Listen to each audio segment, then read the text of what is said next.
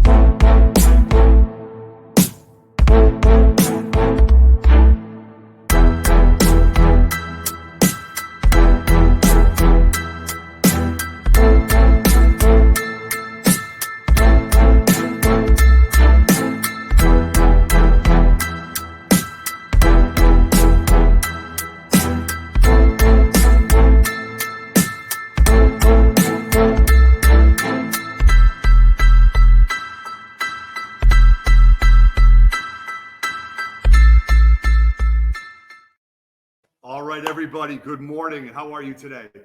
This is 3 Men in the Basement, but we're really not 3 Men in the Basement. We're 3 guys in a hotel lobby with a super special guest, Mr. Roy Thomas. We're here in Providence for the Near Mint Comic Expo.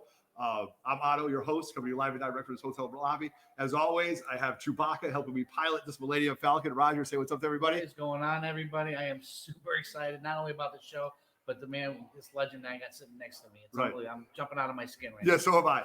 And as in the scene in the cockpit of the Millennium Falcon with Han and Chewie, with Obi-Wan sitting in the back saying, "That's no moon," the Star Wars, the Obi-Wan of Star Wars himself, Mr. Roy Thomas. Thank you so much for joining us today. I always thought I was more a Yoda. Yes, okay, we'll take Yoda. We'll take Yoda. You know, that's Star Wars was one of your great comic books, or maybe right? Jabba the Hutt. No, never Jabba. No, that was my first boss, Weisinger. Yeah. Jabba the Hutt. Awesome. So I want to give a shout out to our studio audience right now. We have Mr. John Cimino who made this happen. John, shout out to you for helping facilitate this. And we have Roy's lovely wife, Dan, in the studio audience watching us and making sure that everything is up to Mr. Thomas's par. So yeah, wake her up, poke her with a stick. Yeah, right. She's pretty excited. So we're going to spend some time asking Mr. Thomas some questions that we've thought about. And just, you guys all know all the books that he's created. The Bronze Age has just been fantastic, and get a little bit of ideas of what he thinks has been going on and just his ride. So we know recently you were in Florida at CGC. Mm-hmm. Okay. Yeah. You signed thousands of books, I'm sure. Couple thousand. Yeah. What books did you see often? Were you like, oh, another one? Like, which did you see a lot of? Well, I always see a fair amount of Hulk 181. Oh, you do? Okay. For some reason. Yeah. If I had known that was going to be such a hit, I'd have written it. I'd have said, Len Wein, you're taking a vacation this month. I'm going to write this issue, and then you can come back. Okay, right. But, that one and, some Conan stuff. Conan, fantastic. Vision, a lot of Ghost Rider. Yes, I was going to ask about that. Even though, my friend Gary Friedrichs, had the idea for that, right? Who drew it, but I was involved, so that's one of them. And so Wolverine and Ghost Rider are the two characters I get asked to draw the most. I put draw in air quotes. Yes, right. Draw. We love your quotes. We love your air quotes, and we love the drawings that you put in there. So I'm excited for that. I actually have a Marvel Spotlight 5 too that I brought with me, coincidentally. Oh, okay. And does it have a drawing of Ghost Rider on it by me yet? Not yet. Oh, it will have. Oh, thank you. No, that just made my day. Perfect. That just made my day. So a few questions. Roger and I tried to rehearse this to make this sound as professional as we can, but we're just a bunch of fanboys talking to a legend. So, Raj, you want to start? Yeah, I think what piques my interest the most is, everybody who knows that the Marvel isn't what it is without you. Okay, well, as we know it, you're a big part of it. Okay, well, go way back. You got little Roy Thomas. How do you get into drawing comics and go from someone who's enjoying creating stories and writing stories to connecting with Marvel and Stan and that whole transition? Well, it was just an accident. It wasn't like I'd never thought about the idea of writing comic books in my early 20s when I was communicating with Julius Schwartz, the editor of Justice League, Green Lantern, Flash, who was really my main contact in it. Okay. Along with maybe Gardner Fox, the writer. They were my main contacts in the field from about 60, 61 on. But, and because of through Julie and Gardner, I met Jerry Bales, this college professor in Detroit, who was about 6-7 years older than me. I was 20, 21. He was 7 years older, and he decided to start a newsletter, which quickly became a fanzine. Yes, which he named Alter Ego with a hyphen. Yes, and he named that after a trip to New York where he met Julie and Gardner and saw some science fiction fanzines and decided a newsletter wasn't good enough. He wanted something more. Okay. And he had me contribute something like a third to a half of the first issue, drawing and, again, in air quotes, and writing stuff, articles, some comics, different things. And he officially named me like co-editor. I never edited anything. He edited me. I didn't edit anything. But I took the credit. And I didn't even know about it until it was printed. But, and sending, it was a combination of the various letters I wrote to, not too many to Stan, a handful to Stan, and so forth, a lot to Julie Schwartz, a few to other people here and there. So I sort of had these contacts. People, even Stan, knew sort of vaguely who I was, and everything. But I wasn't really looking for a job in the field. And then all of a sudden, somebody I'd only ever exchanged one letter, maybe two, but probably just one letter with, Mort Weisinger, the editor of the Superman comics, which was the biggest thing at DC. He had 7 or 8 titles, including World's Finest with Superman and Batman. Nobody would have ever said Batman and Superman back in those days. I still don't. And, and suddenly about the time I was ready to go into graduate work to get out of teaching high school, I was going to study foreign relations under a fellowship to George Washington U in Washington, D.C. Okay. And suddenly I got this job offer to, work in comics instead.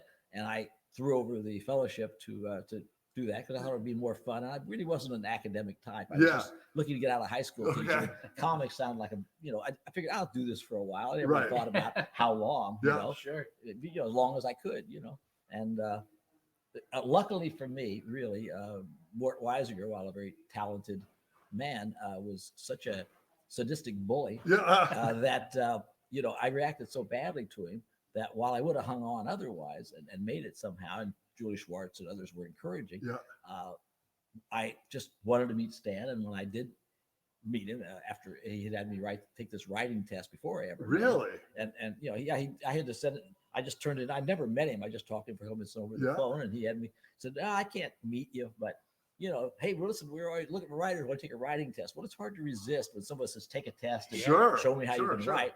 I had a job, but at the time when I thought about it, I wasn't thinking about quitting. Particularly, I mean, I wasn't happy with the job, but it beat high school teaching, and if I could hang on in there and I could work for others besides Mort, and but then once I met Stan, and about 15 minutes or so later, he offered me a job. Get out of here! That was it. Really? So my gosh! So it was kind of a lucky thing. I was lucky that I got into the field through Mort, who I didn't know at all. Who's I'd never had much contact before. He suddenly offered me a job on a trial basis, and then that led over to Stan, where I would never have applied to Stan directly. I thought Stan Lee wanted to write all these comics. These 10 or so comics. I didn't know he was looking to get out of it. Okay, gotcha. He looked like, because he had been taking over the books from other people. It didn't look like he was trying to get rid of them. Right. And but I found out he was, and so I was very lucky to have passed his test. Oh my God, that is awesome. We love that. So I got the job. Had what was sort of a vague. Then I went back to DC, and I told Mort that I'm quitting, but I'll give you 2 weeks notice, 3 weeks notice, whatever you need. And he says, "You're a spy for Stan Lee." No way, really? Yeah. So I went back to Stan, and that it was great because instead of getting what little pittance they were at DC, I got the same amount, or a little more actually, from Marvel. Plus, I got to write my first Millie the Model story over the weekend, so I doubled my salary. There you go. And everything, and it was sort of went uphill or downhill from there, depending on how you figure these things. Fantastic. That's awesome. That's great. I mean, there's a few other things we wanted to ask about. And there's other things we wanted, but I wanted to ask you specifically about this book. And I don't know if you get asked about this often, but my brother, my oldest brother, is an independent comic book artist. Mm-hmm. He is a true comic book historian. My brother, Brett X, Power Kid Comics is his label.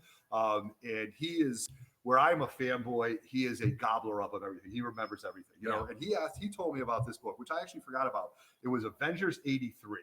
Okay, Avengers 83, which you make your first appearance in. Is this? So I have this right here, a young Roy right in this picture right there. Young Roy, I was I was about 30. 30. Okay, yeah, you're younger than me right now. So Yeah, that's, yeah. I think that came out what 69. 60. Yeah. Yeah, 60, so I would have been 38. Okay. Yeah, But you haven't changed, Roy. What well, you say? I don't know. And my neck, it was always thicker than that. Unfortunately, the nice thing is you can draw yourself as young looking as you want. Right, to, right. So, and of course, that's my first wife, Jeannie, in the background and everything. And they actually had these Halloween parades every year. Yes, I gone to the first one in '65. yes, right, please talk about that. Right after I moved to New York, Yep. they'd had these Halloween parades, and a guy I met at '65, Tom Fagan, Okay. would always play Batman. And Okay. he'd become sort of the grand marshal of the Yeah. parade, and people like that. But nobody else ever appeared in costume. Yeah. Maybe a kid of his appeared as Batman. Right. That And way. so that in '65, my then roommate Dave Kaler, who was putting on the second real comics convention in New York, and was starting to write for Charlton, taking over some assignments I'd had. He and I went up there as Plastic Man, a Plastic costume Man? I had made, and Jeez. especially for that by an aunt back in Missouri before I moved. And Dave was Doctor Strange. And Yes. the next year or two, more comics people started coming after they heard about Right. it. And by '68, '69, I decided to do a Rutland story. Oh my God! By Yes, setting a the story there. Vermont, Yeah, yes. so I put us Yes. all in there. I put Tom in, but I couldn't have him as Batman. Yes. Stan wouldn't have wanted to even try that. Right. So I put him in as Nighthawk. A few years later, Tom actually showed up one year dressed as Nighthawk. Oh my God! That's awesome. So we had a lot of fun with it, and eventually, like Marv Wolfman, Len Yeah. Wein, and all these people would, there would be a dozen or two Yeah. comics people. Denny O'Neil wrote the second Right. a story the next year, which Neil Adams drew, Yes. and Steve Englehart, Len, Yeah, people that was like great. that. They were all involved. Jerry So, Conway. That book, that 83, is the first appearance of the Lady Yeah, Lady Liberators. Not much Lady of- Liberators. I Yes. wanted to just call them the Liberators, but Yeah. then I thought I'd better do more. And Right. it's not one of my great stories. I think that one page is No, the only thing. but that I really but it's also is that the first appearance of Roy Thomas in comic books? hopefully. Hopefully, yes. If I had had any sense, it would have been the Yeah, last. right. That was it. Well, I thought that was very important. I just Yeah. want to acknowledge. I guess it was. There wasn't any reason for me to be in before that. Okay. Stan somehow managed to put him in, but no, I might have been in a couple's backup because the year before Yeah. they had Stan had decreed there would be these little 3-page humorous Yes. backups Right. of us doing the comics, and John Buscema drew me Yes. with my Nehru jacket and goatee beard and Yeah. riding a Right. tricycle. Oh, that's And fantastic. so that wasn't quite my first appearance. It was my first appearance, except in a comedy role. Right. Thank you, and especially about the parade, which I thought was very important. Yeah. That's neat. Yeah, they had them for years. I think after the early '70s, people kind of stopped Yeah. going up. Yeah, there. but that's I don't know why, fantastic, but they though. did That's for a fantastic. number And of look, years. and now we've evolved into this huge cosplay thing where Mhm. you and I do want to. Maybe Raj wants to talk about the Kansas City show that you were at, Mhm. right? And maybe I'll let Raj touch on that. Yeah, I mean, You know? how did that go? Like, did you get a big turnout? Was there a lot of cosplay? Yeah, Was there? Yeah, it's good because it was almost one of the very first conventions in the last year or so to actually be held. They've been one or two others, but not many. Right. A lot of Sir. Roy Thomas characters. Well, a fair. I didn't look at I was busy signing. You were. comics for, like, the whole Right. time. Yeah. There were various people. Yeah. There Okay. was one young woman who I met her before. She came up as Ghost Rider. Okay. and so forth. And she has a real interest in the thing. I mean, she just had me drawing pictures of signing everything and so forth. It was weird. One guy stood in line for just the continuous line, and sometimes there was an hour between because you could only sign. I could only sign 10 things at a time. Correct. Fair to the other people, and he must have stood in line the whole 6-7 hours of Really? the day, and came back a couple hours the next day. I think. There can't be an unsigned comic book in Kansas City. You'd have to pay extra money for Yeah. an unsigned. Yes. Roy Thomas. Well, and I want you to know, thank you very much for acknowledging that 10 books at a time, because we have been certain places where guys are just dumping like this many books, and whether it's the Dolly the, with a short with 4 boxes short and boxes, and you're just yeah. sitting They're behind little- them like, Their little wagons. yes, yeah. and there's Rosebud. like, really, behind and them. I'm holding on to Yeah. 2 books that mean the world to me, Mhm. and this guy's got 60 books, and you're just Yeah. waiting. So as a fan, I appreciate you doing Yeah. that. That's Well, that's great. John Cimino, my Yes. friend and manager, enforces that That's pretty right. well. But I used to do it even back in the one convention I'd gone to for many, many years in a row, in Charlotte, North Carolina. Yeah. They haven't had one for the last Yeah. year or two, but I went to about 20 or 30 in a row. okay. And, I would always do that because not that there'd be huge lines and Yep. things, but, you just don't want to be signing 20, 30, 40 comics for Yeah. somebody and somebody's waiting with one Yes, comic I book know. and I know. so forth. So this way we find out who the real fans are. Right, you know? right. I did want to ask you a question, and again, give credit where credit is due. Writer to editor transition. Was that a natural transition for you? Was it just you were ready to make that move? I mean, a little bit of how that came into play. I was hired as a staff writer. That staff was my writer. First, yep. I was supposed to sit there in the office and with all the stuff going on around me, the production manager, the secretary, stand kind of in and out. And I was supposed to sit there and type stories during the day. Right. But some people can do that with noise around. I can't even have music on if it has lyrics. I can't do that in Cosby. Some people can, or they say I can't. Yeah. So I just found it impossible. I wasn't getting anything done because they'd say, "Oh, can you do this or proofread this and do this?" And then Stan would come in and say, "Where did Dr. Doom last appear?" Because he could never remember anything. And I knew that it was easy. There was only a few dozen comics that time. How hard was it to remember? But to him that was a marvel because he couldn't remember anything. And so after a few weeks, they decided I would do the writing on mostly, as what they call freelance outside the office. And the rest of the time I would sort of be, they never call it that, but I was like an assistant editor or something. And so it's just a natural progression. And I never thought about becoming editor of the company because I figured Stan's going to be there till he's 100. Right. But I had no ambition to take over, or to go anywhere. I had no ambition. I was where I would like to be. I'd like a raise once in a while, but raises. But other than that, and then one day Stan calls me into his office in 1972, and I had no inkling of this, knew nothing of the negotiations going on. Stan didn't draw me into these things. And he said, I'm going to be publisher and president. Marvel's going to be like a separate company now because he didn't want to work under Chip Goodman. Once Martin Goodman left, he didn't want to work under his son. And Marvel became a separate entity with its own controller and this and that. And, and I was going to be story editor. I wasn't going to be the editor in chief. I was a story editor. Understandable. And I had to kind of play around for a few weeks. And I was really very upset about not being the full editor under him. And after, Gil Kane told me, just wait, it'll all come to you because these other guys are going to work out. And it worked out that they didn't work out to take over. So Stan one day called me in and asked me to do something. And I said, I can't do that because he's my equal. I can't tell him to do something. Well, then we're going to change that. So he did. And then things went a little more. But I discovered after a couple of years, I didn't like that job much. I was the Peter principle kind of stuff. I don't think I'd written to my level of incompetence, but I'd written to a level where I wasn't really making best use of my time. I didn't enjoy it. And after a couple of years, it was just time to move on. Stan and I both agreed on it. Right. Wow. That is unbelievable. So I went back to just writing and editing my own stuff. Holy cow! What a world! And you're still enjoying it to this day, right? Well, I don't do many comics anymore. Marvel, it's a young person's game, I guess, and and all that. Once in a while, they have me do an occasional story and talk about doing some more. But if I haven't written enough comic books now, I don't think writing 2 or 3 more is going to change anything. It's going to make much difference. You're enjoying the cons, and I do the interaction with. I do the 3, and I do the 3 online comic strips for the Edgar Rice Burroughs side, 2 Tarzan strips and John Carter. I sort of enjoy that. And once in a while, another comic comes around. I'm going to be doing a new story with a couple of the characters that Dan and I own, Captain Thunder and Blue Bolt, which was opened for a movie once, and maybe the Alter Ego comic book and things like that. And there was one called Anthem.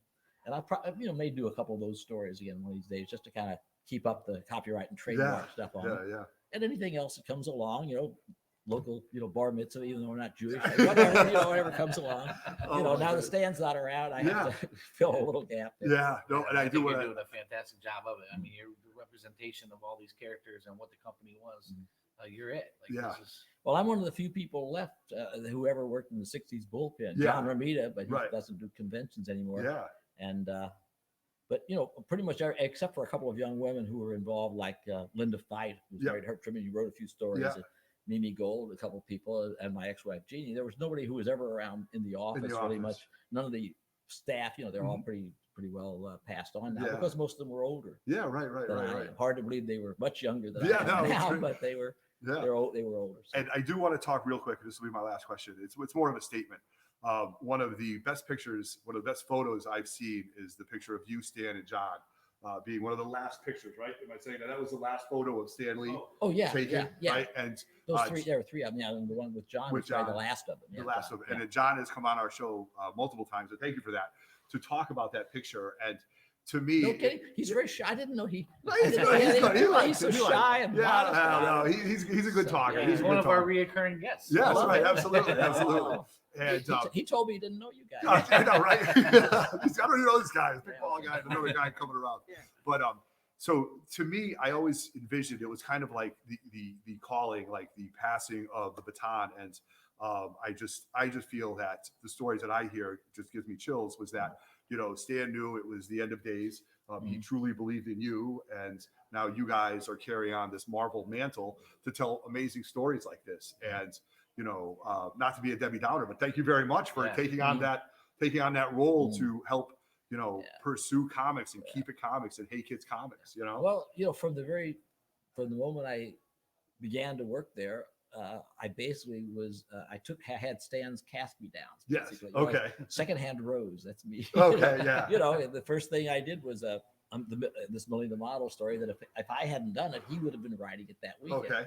And the first regular assignment, a superhero thing I ever had was Gene Colan's first Iron Man. Okay. But he wasn't entirely happy with what I did with this. I think when he saw Gene's beautiful Iron Man, I think he decided he wanted to write it himself, and I wasn't quite ready.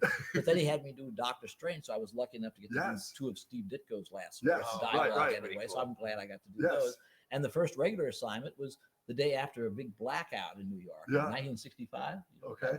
Denny O'Neill and Denny had just come to work there a few weeks before, and November of '65, we're on the subway and get trapped 5:30 in the afternoon in this thing, and we're in the subway for 3 hours, and they lead us off the tracks, hoping the third rail will come on. Yeah. And we just goofed around all night. Stan wrote a whole, I think it was a Daredevil issue or something by candlelight. Yeah. And and the next morning he came in and was apologizing for the fact he couldn't also write a Sergeant Fury that day because of the blackout. He says, there was a blackout. Yeah, we heard. Right. Yeah, right. So he said, okay, now from now on, you're the Sergeant Fury writer. Yeah. That became my first. Oh, my same way X-Men and I'd always inherited a story that he had already plotted with the artist, like the first X-Men, the first Avengers, the first Hulk, two-player. And he would just hand them to me and say, now you're the Hulk writer, or you're this and that. And make it work. Yeah, at least unlike Iron Man, he didn't take them back. Gotcha. Oh my God, that's just amazing. So I would just take whatever he didn't want to do. When he didn't want to be editor anymore, I became the editor, although I had to fight for a little of it. Yeah. And so I mean, nobody could replace Stan. He and Jack were the two the real heart and soul of Marvel. Right.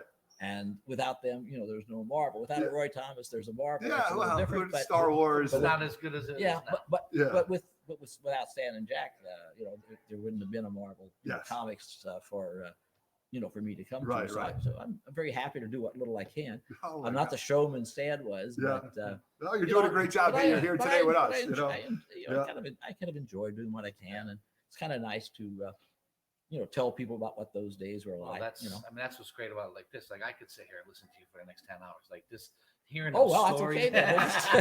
That's okay. Well, I just and you can see that you enjoy telling those stories as much as we enjoy listening to them. My wife enjoys it. She's heard some of them more than once. Mistress. No, my wife says, I didn't know you knew about her. Maybe we should say no. Dan always refers to Alter Ego, my mom. Yes. So you have the fancy watch. Dan said these watches for me that I wear them out. Usually it's the band. Very nice. Very nice. John has one. He doesn't wear watches. Nobody under 50 wears a watch. Right. But anyway, the thing he's talking about my mistress, which is Alter Ego, the magazine is a comics history magazine, which is up to over 170 issues. In its recent 20-year thing. But that's the magazine that I told you that I worked on as a fanzine back over 50 years ago. Oh my Lord! 1961 started, and I took it over in '64 and was doing a couple of, which is partly helped bring me in things. And when I was sort of not getting as much comics work and I had a little more time and so forth, I just I agreed to start Alter Ego as sort of a back part of another magazine, and then they kicked it out to its own magazine. I said, well, I don't know if I can get enough material for 3 or 4 of these a year, but it turns out it's out there, and I've enjoyed it. It's it makes a little money. It's not. It's never going to make anybody a living. Yes, right. But I enjoy reading it. But my wife refers to it as either a hobby, which is a term I really don't like, or my mistress, which is another term I don't like. Yes, right. Well, it's funny to tell you a little bit of story about my wife came up with this name. One time we were down in the basement of my bar in my man cave, and we were talking about comics, and I'm like, Roger was getting into it. I was getting back into it. We started saying, like, we've got a lot of things. Let's start our own YouTube channel. And I went upstairs and I told my wife this story. We call her the Warrior Queen. The Warrior Queen goes, "You guys are just three men in a basement." And to this day, it's been coined that. You know, it's just 3 men in a basement. Yeah. So that's how we coined it. I remember back when